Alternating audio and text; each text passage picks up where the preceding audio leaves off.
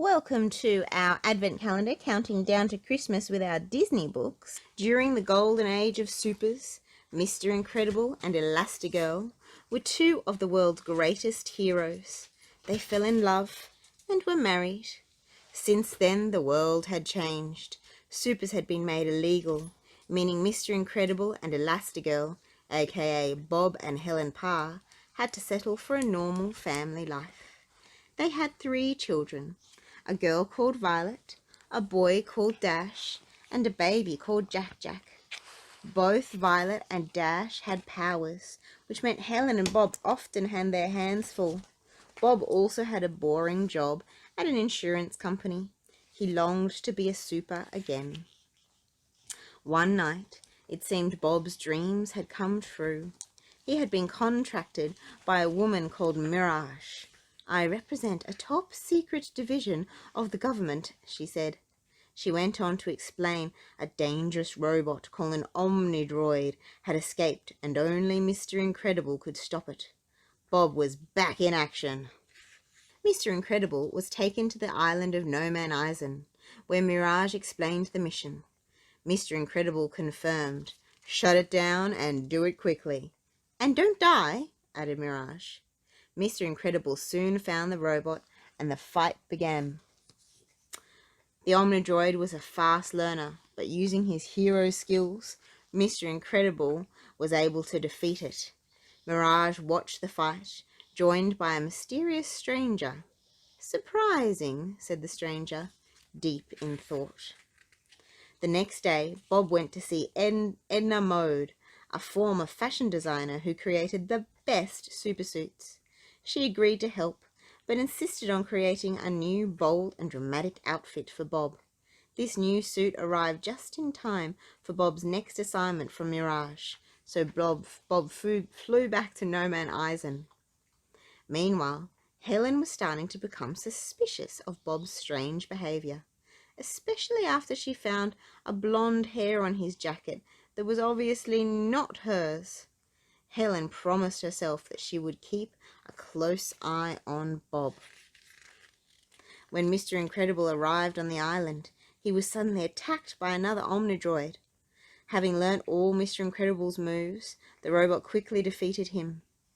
Moments later, a stranger in a black costume appeared. "I'm Syndrome!" cried the villain. Mr. Incredible managed to escape Syndrome, but as he rushed to get away, he fell down a waterfall, finding safety in an underwater cave. He was determined to find a way to defeat this dastardly new villain and get back home to his family. Meanwhile, Helen had gone to visit Edna to see if she could if she knew what Bob was up to. Edna was thrilled to see her old friend and quickly told her she had created suits for her, Violet, Dash, and even Jack Jack, so they could all help fight alongside Bob. Each suit came along with its own homing device, just like Mr. Incredible's. Helen was very upset. "You helped my husband continue secret hero work behind my back?" "I assumed you knew, darling," replied Edna, who suggested Helen could find her husband by tracking the homing device in his suit. Back on the island, Mr. Incredible had sneaked into Syndrome's base by hacking into the computer system. He discovered Syndrome was planning on using his Omnidroid to attack the city. Suddenly, the homing device on Mr. Incredible's suit started to beep. Helen had located him, but so had the base's security. Outnumbered by sophisticated robots, Mr. Incredible was soon captured. Helen knew that in order to save her husband, she had to once again become Elastigirl. So Elastigirl borrowed a jet and set off, following the homing device towards her No Man Eisen. Partway through her journey, she discovered Violet and Dash had left Jack Jack with a babysitter and stowed away on the jet.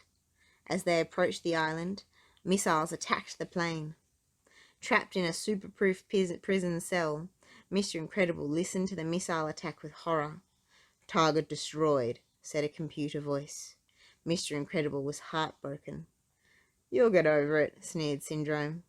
Mr. Incredible suddenly grabbed Mirage. "Release me now," he cried, "or I'll crush her." Syndrome refused, knowing the super would never harm anyone. Defeated, Mr. Incredible let Mirage go. Unknown to Mr. Incredible, his family had survived the attack and were planning their next move. "I'm going to look for your father," said Elastigirl. "You two wait here." As Violet and Dash waited, they saw the Omnidroid launch from Syndrome's base towards the city. Back inside, Mirage realized that Syndrome didn't care about her and decided to set Mr. Incredible free. As he thanked Mirage with a hug, Elastigirl burst in to rescue him and smacked Mirage in the face. Mr. Incredible quickly explained that Mirage was helping him escape. The pair then regrouped with Violet and Dash, and using a rocket they'd found, headed back to the city to stop Syndrome. When they arrived at the city, they saw Syndrome controlling the Omnidroid. It crashed through buildings, sending them shattering to dust. Mr. Incredible told Elastigirl that he would attack the droid by himself. "I can't lose you again," he said to Elastigirl. His wife smiled gently and said, "If we work together, you won't." So as a family, the Incredibles fought Syndrome and the Omnidroid, and by working together, they quickly defeated them both, saving the city from destruction. The people were grateful to the family for saving them, and the city was once again a safer place, at least for a short while. With a loud rumble and the crash of metal, a monstrous machine broke out of the earth. "Behold, the Underminer!" cried a menacing figure. "Tremble before me!" The family looked at each other. This was a job for the Incredibles, and they leapt into action. If you enjoyed this book, continue on with us on our adventure calendar countdown to Christmas with Disney books.